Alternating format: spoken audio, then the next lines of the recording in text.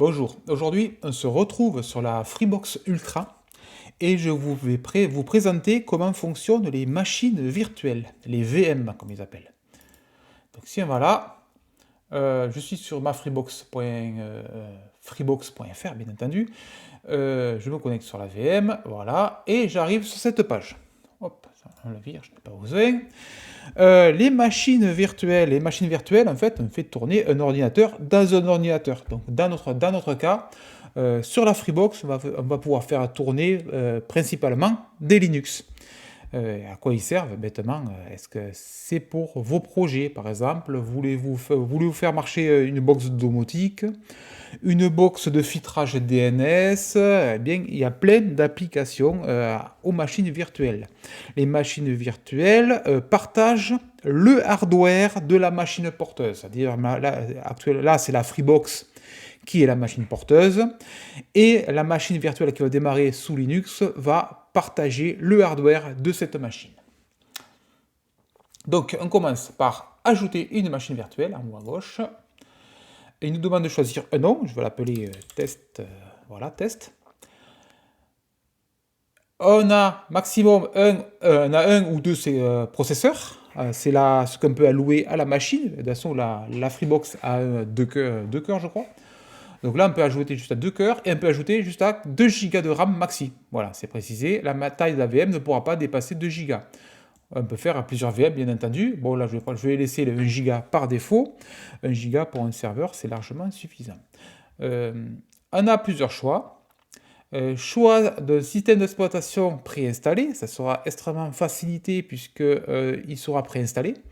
L'ISO, mais l'ISO, ça veut dire que ça sera comme sur un PC classique, sur un serveur, mais l'ISO, et il faut configurer le partitionnement, configurer les utilisateurs, configurer le réseau, configurer plein de choses.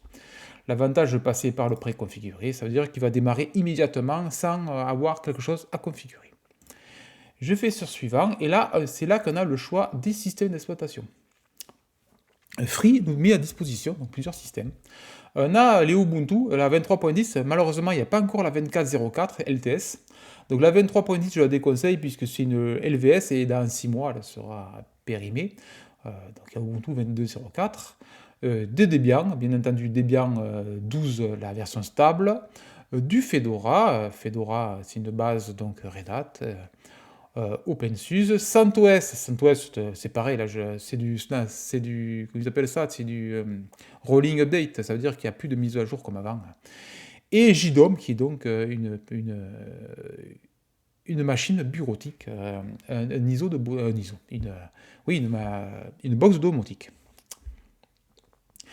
Pour la démo, je vais le faire avec Debian, mais bon, après, vous prenez ce que vous voulez.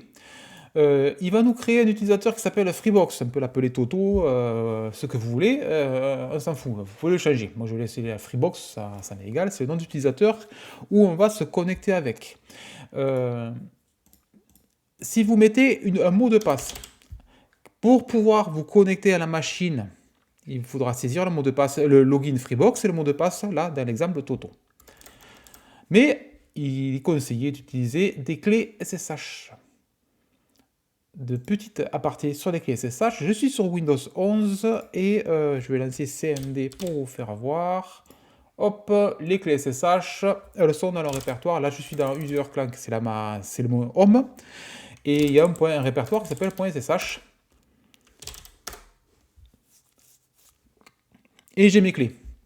Bon, pour la démo, je vais les effacer parce que de toute façon, c'est pas bien grave. Del étoile, hop, oui. Dire, j'ai plus de clés, c'est bon. Donc, on va utiliser une clé SSH pour se connecter. Le SSH, c'est pour se connecter à distance de manière sécurisée avec un flux chiffré. Et les clés permettent une clé comme une clé en fait. Ça permet d'ouvrir la porte et de rentrer sur le serveur bêtement. C'est comme quand on utilise un mot de passe, sauf que le mot de passe, il peut être hacké puisqu'il peut être, un peu attaqué par brute force, tout ça. Si vous mettez un mot de passe 1, 2, 3, 4, 2 minutes après, le pirate il rentre sur votre machine sans problème. Bon là c'est des serveurs locaux, donc ça s'en fout un peu, mais Donc pour la démo, donc SSH-keygen permet de générer les clés qu'on a besoin. Donc la clé qu'on garde chez nous, c'est la clé privée, et la clé publique qu'on donne au serveur pour pouvoir se connecter à distance. SSH-keygen va générer une clé de type RSA, c'est précisé là. Et si je fais SSH-keygen -t ED25519, on génère une clé de type ED25519. Bon, ben, je vais le faire avec l'exemple, allez, avec le ED569. Il demande un mot de passe. Le mot de passe, c'est pour la clé. Quand on va ouvrir la clé, quand on va avoir besoin de la clé, par exemple, pour se connecter sur le serveur, il va nous demander ce mot de passe de cette clé. Ce n'est pas le mot de passe pour se connecter au serveur, c'est bien le mot de passe de la clé. Et si on le met vide, il ne nous demandera pas de mot de passe pour se connecter au serveur. Donc si je vais dans le répertoire .ssh, comme tout à l'heure, et là, il nous a bien créé une petite clé qui est toute petite, vous pouvez voir, qui fait 104 octets, là, la clé publique, et la clé privée qui fait 411 clés. Si vous utilisez des clés pour vous connecter au serveur, vous utilisez toujours la même, vous utilisez la clé publique. Vous donnez la clé publique au serveur, et vous, grâce à votre clé privée, vous pouvez rentrer sur le serveur qui a cette clé publique. En gros, c'est ça. Cette clé publique, si vous la perdez, vous ne pourrez plus vous connecter sur le serveur. Parce que là, si je ne mets pas de mot de passe, j'enlève le mot de passe, il n'y a pas de mot de passe, donc on ne pourra pas se connecter sur le serveur en face. On est obligé d'avoir la clé.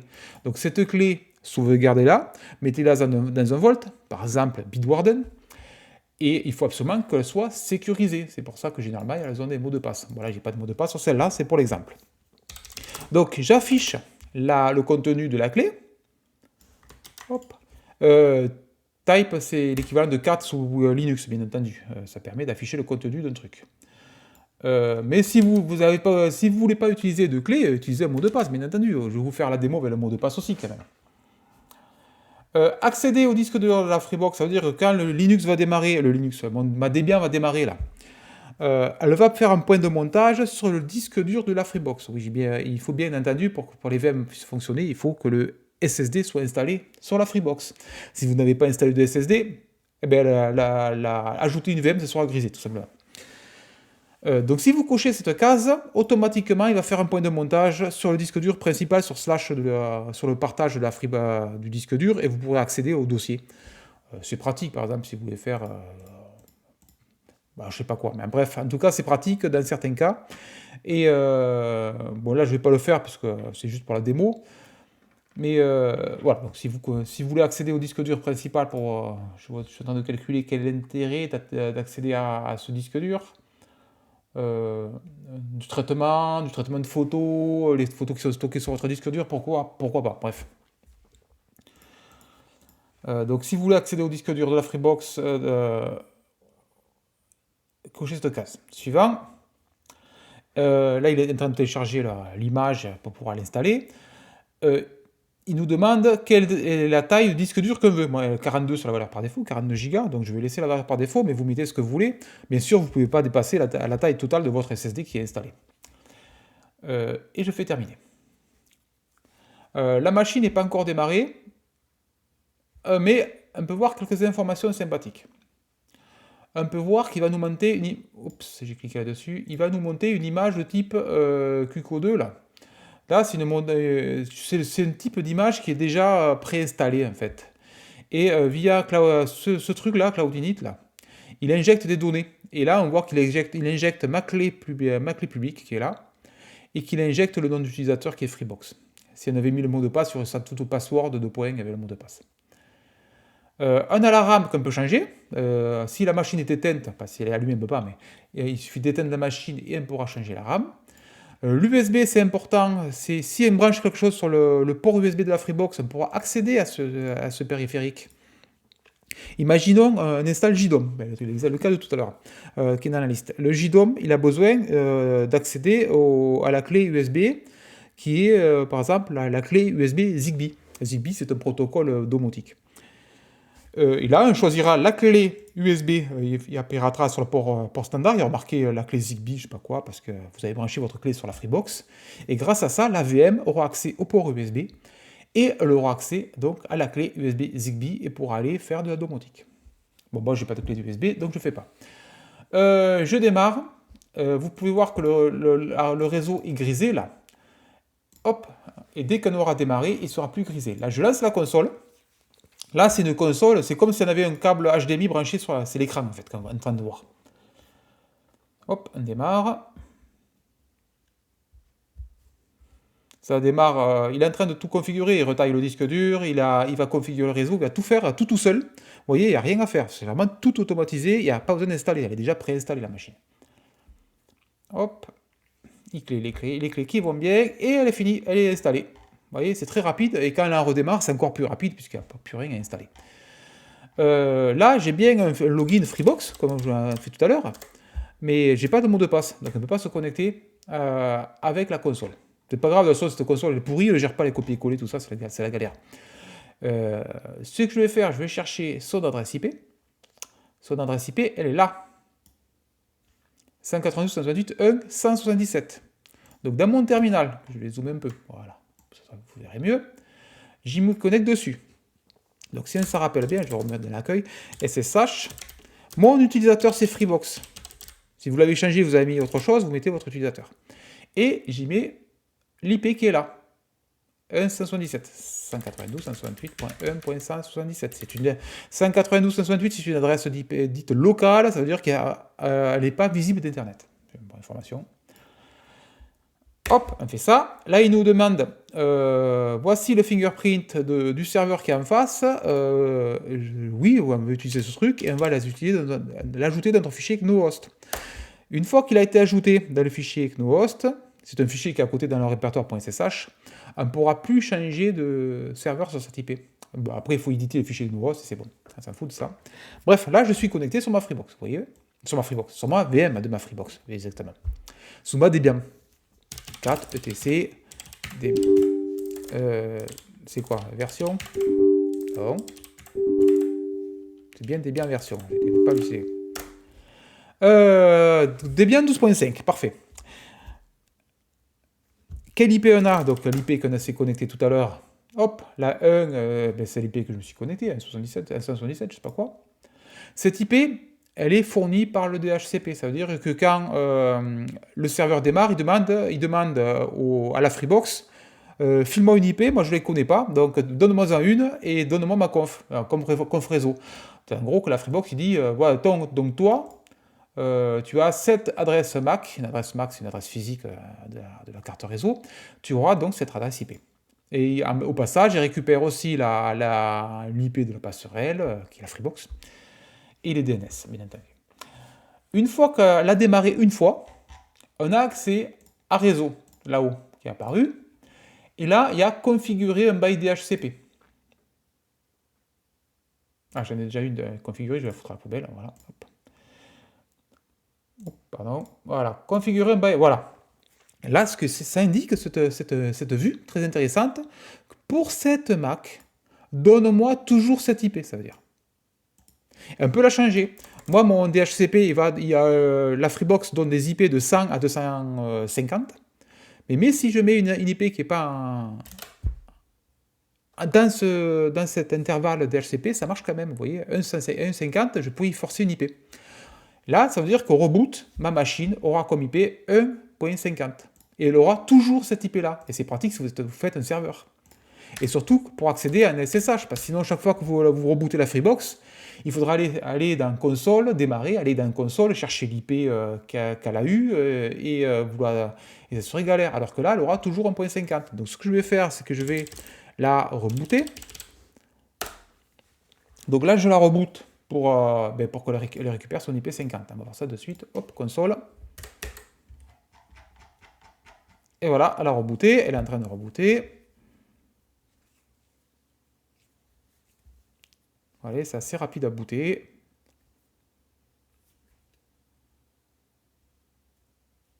Et voilà, elle a booté. Vous voyez, c'est très rapide à booter.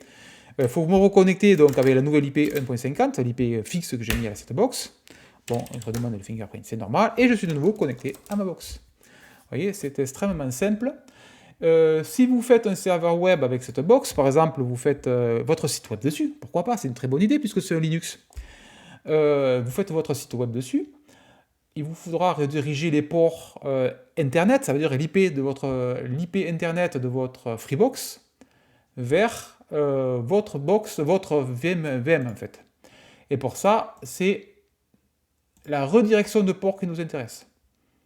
Typiquement, faire 443. Voilà. Toutes les IP sources sont redirigées vers ces ports. Voilà. Là, ça fait... Et ça permet... D'ailleurs, je ne sais pas s'il faut faire que ça, je suis en train de calculer. Je me demande s'il ne faut pas passer par la redirection des ports de la Freebox elle-même. Je ne sais pas si ça marche ça. En tout cas, voilà, il faut faire un truc sur la... Hop, j'avais écrit un truc dessous, j'ai même pas vu ce que c'était. On peut tester, on va voir ce que ça fait. Ah ouais. Ok, je comprends. En passant par là, ça le pré-remplit en fait. Voilà, c'est l'avantage. Donc je vais 443. Pourquoi il veut pas? Je ne sais pas.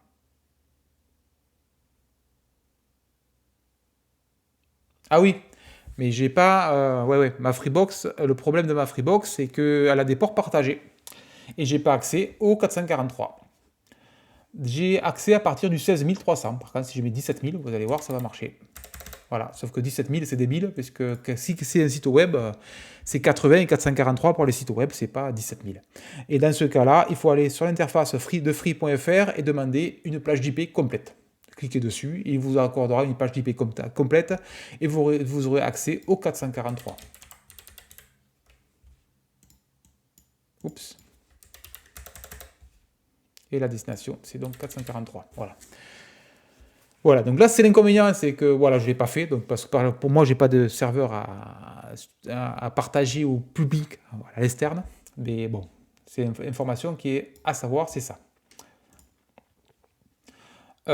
Oui, donc il faut passer par free.fr pour pouvoir activer le port complet. Après, vous pouvez avoir de la chance, il y en a qui ont de 0 à 8000, et là c'est bon, vous avez directement accès au port 443. Moi j'ai pas eu le bol. Qu'est-ce qu'il y a d'autre à savoir là-dessus? On va retourner sur là-dessus. Je passe en route. Sudo su moins. Hop. Alors, je suis en route. apt update. Je mets à jour la base des packages de Debian. Et moi, là, pour la démo, en fait, bon, ouais, la machine marche, vous pouvez en faire ce que vous voulez. Je vais installer Docker.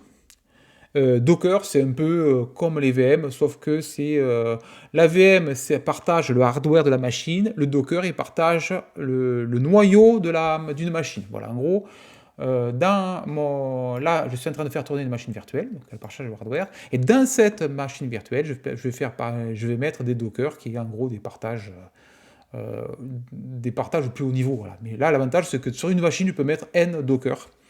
Et je vais vous faire voir l'exemple de suite. apt install docker.io docker-compose. Sur Ubuntu, c'est compose v2. Là, on est sous Debian, c'est docker-compose. Hop. Et l'avantage de Docker, c'est après, une fois que c'est installé, c'est extrêmement facile pour ajouter des applications. Voilà, les applications, c'est super facile à ajouter, vous allez voir ça de suite. Je vais vous faire voir comment installer Portner, qui est justement une interface graphique pour gérer les Docker et gérer des applications. Donc il n'y a pas besoin de faire des apt machin, de faire de la conf. Là, le Docker, le gros avantage, c'est que on a toujours des trucs à jour. C'est containerisé, ça veut dire que là, normalement, c'est plus étanche. Ça veut dire que si quelqu'un pirate imaginons Nginx qui est en train de faire tourner votre site web, quelqu'un le pirate, il n'aura pas accès à la machine qui est dessous, qui est votre VM. Donc, si c'est bien configuré, bien entendu. Voilà, là que j'ai lancé Docker doit être en train de tourner. Docker PS, voilà, il y a Docker qui fonctionne. On va aller sur l'interface graphique, donc c'est une interface en web qui permet de voir les Docker et les créer, les configurer, les mettre à jour, tout ça, tout super bien fait. Et là, il suffit d'aller sur cette page Linux là, volume create ça, on ne lance qu'une fois ça, voilà. Et après, on démarre le Docker avec ça. En gros, il va ouvrir des ports, voilà, le port 9443. Il va le démarrer au démarrage de la machine. Là, il a besoin d'une socket. Il partage là ce truc qu'on a créé là, le volume avec un répertoire local qui est sur data, c'est parfait. Et là, il récupère sur Docker Hub l'image qui s'appelle Docker de partner-ce. Docker Hub, c'est ça. Docker Hub. Voilà, voilà. Et là, il y a des applications, un peu par exemple Nginx, pardon. C'est dur à prononcer. Voilà, là, il y a plein d'informations. Et c'est là-dessus qu'on trouve là, les applications installées, c'est sur Docker Hub, et après on peut les installer dans le partenaire. Bref. Donc là, c'est juste à copier-coller cette ligne de commande et la coller là. Hop. Il va télécharger des layers. Le partenaire, là, il ne tournera pas forcément sous Debian. Il peut tourner sur Node Linux, il peut tourner sur du CentOS, il peut tourner sur du Ubuntu, n'importe quoi, ou du Alpine. Alpine, c'est le truc plus léger. Et pour nous, c'est transparent, même s'il y en a une machine porteuse qui était bien. Docker PS, donc il est bien en train de tourner hop. Il est bien en train de tourner. Donc, si vous vous rappelez, mon IP, c'est 192.168.1.50. 192.168.1.50 en HTTPS 2.slash et le port, c'est 9443, on a dit. Voilà, donc il a bien trouvé. Là, il nous dit que le certificat, il n'est pas bon parce qu'il est auto-signé. Oui, on n'a pas donné le certificat à une autorité de certification. Et on accepte les risques. On vient de lancer Portner. Voilà, donc vous voyez, il y a bien un site web voilà, qui tourne sur le port 9443 sur notre VM de notre Freebox qui s'appelle Portner.io. Voilà, donc on va créer un utilisateur.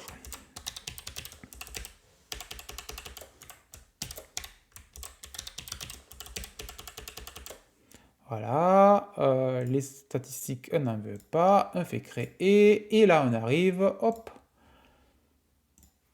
et on voit que déjà il y a un conteneur en train de tourner, on peut faire des trucs avec, on voit des informations, bref, voilà, le but c'est pas de vous expliquer comment marche Portner, mais c'était pour vous faire voir comment facilement installer une VM, et là j'ai installé une VM qui fait tourner donc des Docker.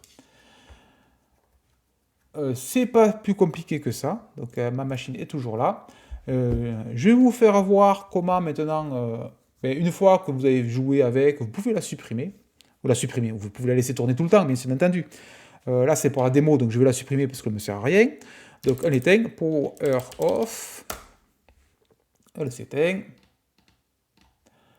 Et une fois qu'elle est éteinte, c'est précisé là, on peut la supprimer. Et pour la supprimer, il va nous préciser voulez-vous supprimer son disque dur? Le disque dur, c'est le disque dur virtuel de 42 Go, donc c'est un fichier qu'on a sur le SSD. Si on ne le supprime pas, on pourra recréer une VM qui l'utilise. Et si on le supprime, il faudra repartir de zéro. Donc là, je fais oui, hop, les VM ont disparu. Voilà, bon, c'était un gros résumé rapide, oui, assez rapide, des VM sur la Freebox Ultra. Et je vous dis à bientôt.